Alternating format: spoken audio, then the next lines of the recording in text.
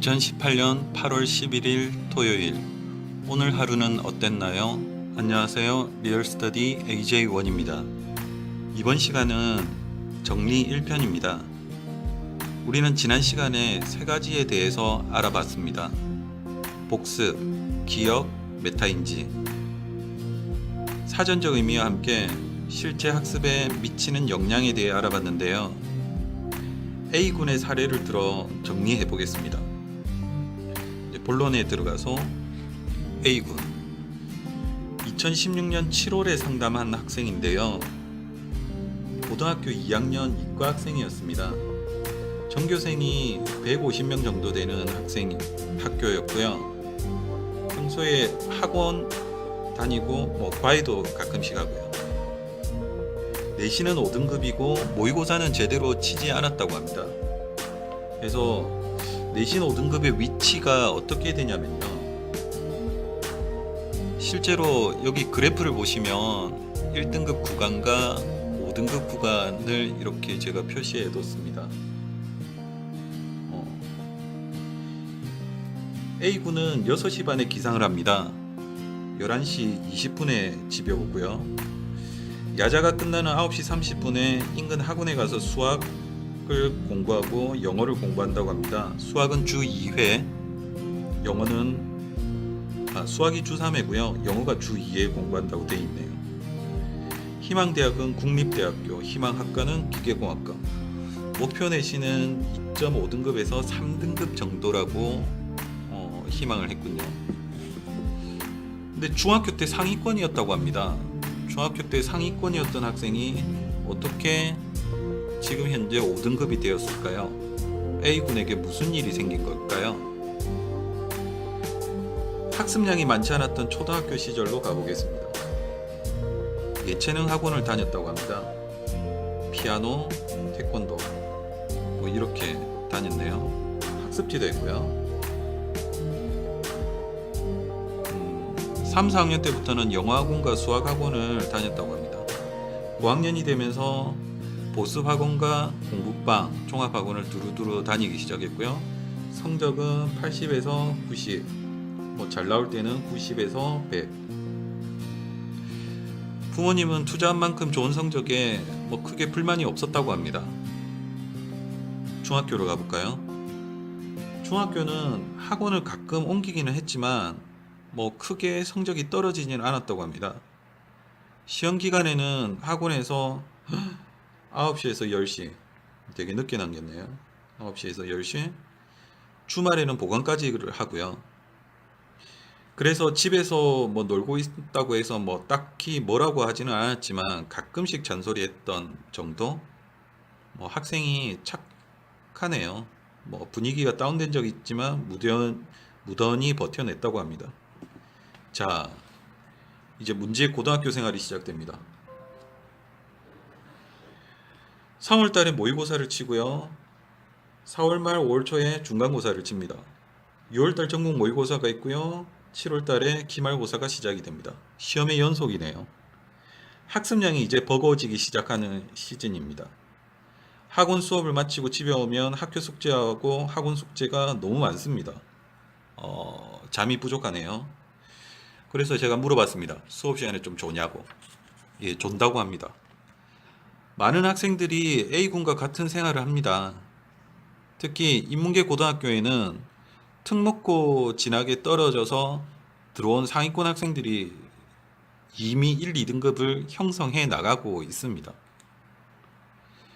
대부분의 학생들은 학원에서는 잘 이해되는 수업들이 학교 수업이 이해가 잘 안 됩니다. 대부분의 학생들은요. 그래서 학교 선생님들하고 조금 점점 멀어지죠.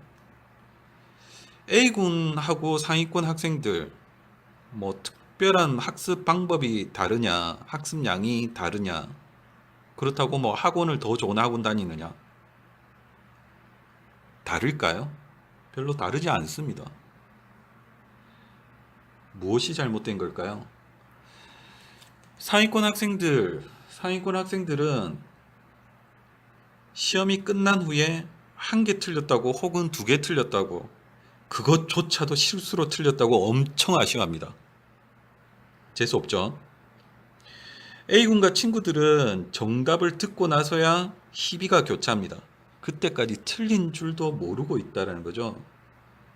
그래서 상위권 학생들은 무엇을 모르는지 정확하게 압니다. 근데 하위권 학생들은 나중에 돼서야 안다라는 거죠. 눈치챘습니까? 심지어 하위권 학생들은 이건 내가 아는 문제였는데 하며 아쉬워함죠. 근데 과연 아는 것일까요? 우리가 아는 걸 틀릴 수가 있나요? 상위권 학생들과 하위권 학생들에게 아주 공평한 게 있습니다. 무엇이냐면 하루에 주어지는 시간은 24시간이라는 거죠. 되게 공평합니다. 키도 다르고 몸무게도 다르고 얼굴 생김새도 다르고 건강 상태도 다른데 하루 24시간은 누구에게나 공평하게 주어집니다. 상위권 학생들이라고 하루 25시간을 사용하지는 않습니다. A군과 친구들은 학교에서 배웁니다. 학원 가서 배우고요. 가끔씩 과외하면서 배웁니다. 지난 시간에 설명드렸죠. 배운 것이 아는 것일까요? 우리의 뇌는 새로운 것을 배울 때 40% 정도의 지식만 받아들이고 나머지는 과거의 경험으로 재구성시켜버린다는 말 기억하십니까? 적극적으로 배우려고 하면 효과가 높습니다. 상위권 학생들은 되게 적극적으로 배우려고 합니다. 하위권 학생들은 되게 소극적이죠. 마지못해서 하든지 억지로 하든지. 소극적으로 배우려고 하면 기억 속에 저장하려 하지 않습니다. 일상적인 것이 기억에서 빨리 사라지는 것과 같은 이유입니다. 3, 4일 전에 내가 무슨 양말을 신었는지 기억 잘 못합니다. 이렇게 질문하니까 어떤 학생이 이렇게 대답합니다. 회색이요. 제가 다시 질문합니다. 너 7일 전에는 무슨 색 신었는지 기억 못하지? 회색이요. 너 13일 전에도 회색이었다고 하면 죽는다라고 하니까 이 학생의 양말은 모두 회색이었던 겁니다. 농담이었고요. 실질적으로 인지를 잘 못하게 되는 게 일상입니다. 무의미하게 배운 내용은 기억에 오래 남지 못합니다. 여기서 잠깐 인간의 4가지 발달 단계에 대해서 한번 짚어보고 넘어갈 건데요. 인간의 4가지 발달 단계는 무의식 무능력 단계, 두 번째로 유의식 무능력 단계, 세 번째로 유의식 유능력 단계, 마지막으로 무의식 유능력 단계로 나눠지게 됩니다. 그러면 첫 번째 무의식 무능력 단계란 무엇이냐면 자신이 무능력하다는 사실을 인지하지 못합니다. 무의식 상태라는 거죠. 실제로 능력도 없고 내가 뭘 할 수 있고 없는지를 아예 모르는 단계. 신생아죠, 신생아. 태어나자마자 내가 누군지, 여기는 무엇인지, 이 공간은 어떤 공간인지, 난 뭘 할 수 있는지 의식이 아직 없는 단계라고 보시면 됩니다. 두 번째 단계가 유의식 무능력 단계인데요. 이제서야 자신이 능력이 없다는 것을 인지하는 단계입니다. 인식은 했는데 아직 능력이 없죠. 그런데 이 단계에 들어서게 되면 발달하는 속도는 굉장히 빨라집니다. 왜냐하면 내가 뭘 해야 되는지에 대해서 고민하기 시작하는 단계가 이런 단계인 거죠. 그래서 신생아들이 태어나서 이제 마냥 누워만 있다가 뒤집는 거죠. 드러누워 있다가 이제 엎어진 거죠. 이제 기기 시작합니다. 그런데 사람들은 다 걸어 다니고 있죠. 나만 기어 다니네? 근데 걸을 수 있는 아직 능력은 없습니다. 세 번째, 유의식 유능력 단계. 이제 의식이 있습니다. 의식이 있고 능력도 있습니다. 아직 완벽하지는 못합니다. 아직 완벽하지 못하지만 정신을 집중하면 능력을 발휘할 수 있는 단계입니다. 걸을 수는 있어요. 걸음마를 처음 할 수 있어요. 천천히 집중하면, 조심스럽게 집중하면 걸어집니다. 근데 집중력이 떨어지면 털썩 주저앉아 버리는 단계. 이 단계죠. 이제 우리가 궁극적으로 바라보는 방향은 무의식 유능력 단계인데요. 의식하지 않아도 능력이 자신에게 존재하는 단계입니다. 내가 굳이 생각하지 않아도 할 수 있는 단계죠. 멀티태스킹이라고 하죠. 하나를 하면서 또 다른 것을 할 수 있는 단계. 이제는 이야기를 하면서 걸을 수 있습니다. 걸음걸이에 의식을 두지 않아도 자연스럽게 상대방과 대화를 하면서도 걸어지는 단계죠. 먹으면서도 걸어지는 단계죠. 걷고 있는데에 대해서 생각을 안 하는 단계죠. 이런 과정을 이해를 한다면 나의 단계에 맞는 능력 그리고 전략을 잘 세워서 습관화인 단계에 우리가 무의식 유능력 단계에 도달해야 된다는 사실을 우리는 깨달아야 합니다. 상위권 학생과 하위권 학생의 차이는 무엇이냐면요. 교과서 활용입니다. 교과서 활용. 교과서 활용. 상위권 학생들은 교과서 활용을 되게 적극적으로 합니다. 그런데 A군과 친구들은 교과서 활용이 매우 적습니다. 어차피 학원 가면 문제집 봐야 되고 숙제를 하려고 하면 참고서를 봐야 합니다. 교과서 볼 시간이 없다고 합니다. 그런데 여기서 하나 주목해야 될 게 뭐냐면 과연 문제집을 많이 풀면 공부하는 능력이 올라갈까요? 이해하는 능력이 좋아질까요? 사고력은요. 문제집이라는 것은 한번 생각해 보십시오. 그 단원의 내용을 충분히 이해하고 있는지를 점검하는 거죠. 그래서 능력을 높이는 건 아니라고 생각합니다. 쉽게 말해서 방정식 100문제를 막 풀었어요. 그런다고 해서 그 다음 단원인 함수를 이해하는 데 능력이 더 늘어나지는 않습니다. 예를 들어 그릇에 물을 담습니다. 그릇이 크면 물을 많이 담을 수 있죠. 물을 아무리 많이 담으려 해도 그릇의 크기가 적으면 혹은 그릇의 크기만큼 이상의 물을 담을 수는 없습니다. 넘쳐 흐르죠. 학습량이 적었던 초등학교 시절 때 혹은 중학교 때까지는 문제를 많이 푸는 방법으로 성적을 유지할 수 있었을 겁니다. 많은 학생들이요. 근데 그럼에도 불구하고 혹시 이 시기에 논술형 혹은 서술형 문제, 응용력을 요구하는 문제를 어려워했다. 그러면 고등학교에서 힘이 드는 학생이 되는 게 당연한 것인지도 모릅니다. 따라서 문제집을 많이 푸는 것보다 더 중요한 것은 우리가 교과서를 활용하는 것입니다. 교과서는 그 단원에서 반드시 알아야 할 개념을 성실하게 가르쳐 줍니다. 교과서에 기술되지 않았던 내용이나 숨어있는 의미는 수업 시간을 통해서 선생님들이 알려주십니다. 그런데 그 교과서가 집에 없어요. 많은 학생들에게 물어봅니다. 초등학생 때 교과서를 학교에 두고 다니는 습관이 많이 생겼더라고요.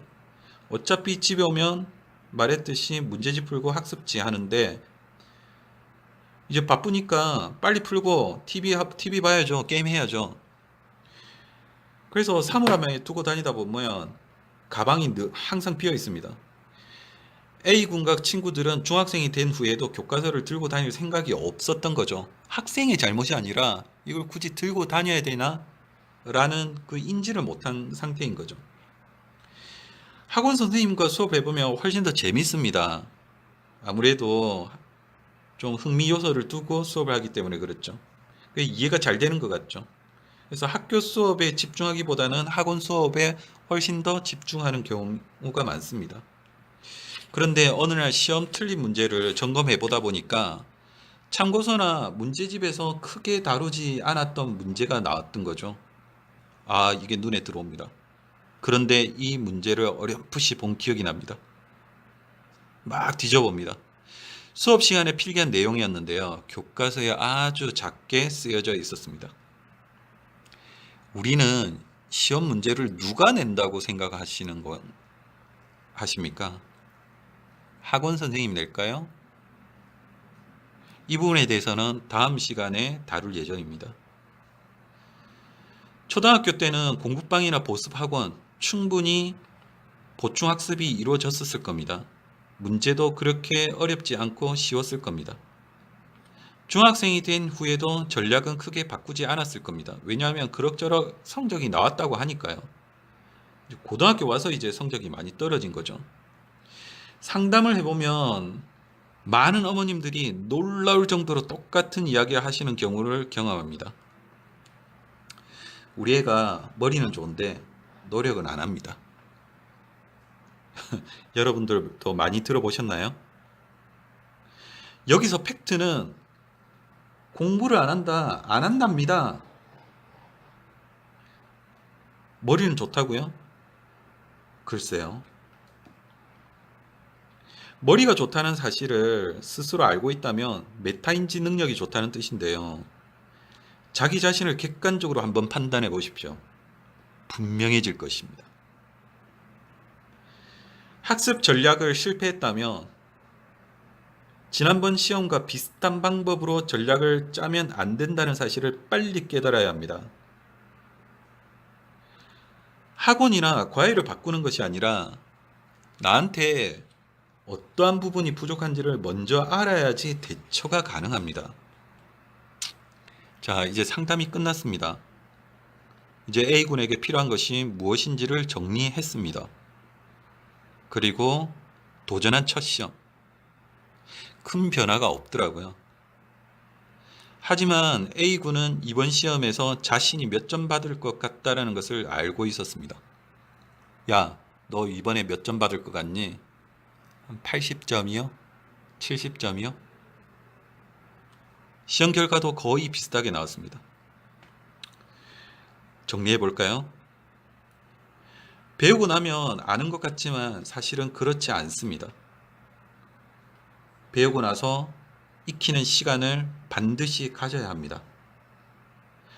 효율적인 복습을 위해서 아는 것과 모르는 것을 구분해야 합니다. 평소에는 모르는 것을 위주로 공부해야 되고요. 시험 기간에는 둘 다 해야죠. 수업을 듣거나 인강을 본다고 해서 기억에 오래 남는 게 아닙니다. 배운 것을 오래 기억하려면 누구에게 설명을 해보세요. 설명하는 공부를 하게 되면 무려 90%의 학습 효율을 보이게 됩니다. 셀프 테스트를 해보면 아는 것과 모르는 것이 구분됩니다. 구분하였으면 모르는 것을 공부해야 되는데 한 번에 이어서 하지 마시고 분량을 나누어서 여러 번 학습하십시오. 한 번에 이어서 하는 것보다 훨씬 더 효율이 좋습니다. 문제집을 풀 때, 교과서를 볼 때 작전을 잘 세워야 합니다. 시간은 얼마나 걸릴 것인지, 이번 단어는 이해 잘하고 있는 것인지, 지금 내게 필요한 게 개념 정리인지 아니면 유형별 문제 숙지인지, 자신의 역량을 정확하게 평가하셔서 공부를 하셔야 합니다. 스스로의 생각에 대해 스스로 판단하는 능력. 오늘은 여기까지 하겠습니다. 감사합니다. 다음 영상에서 뵙겠습니다.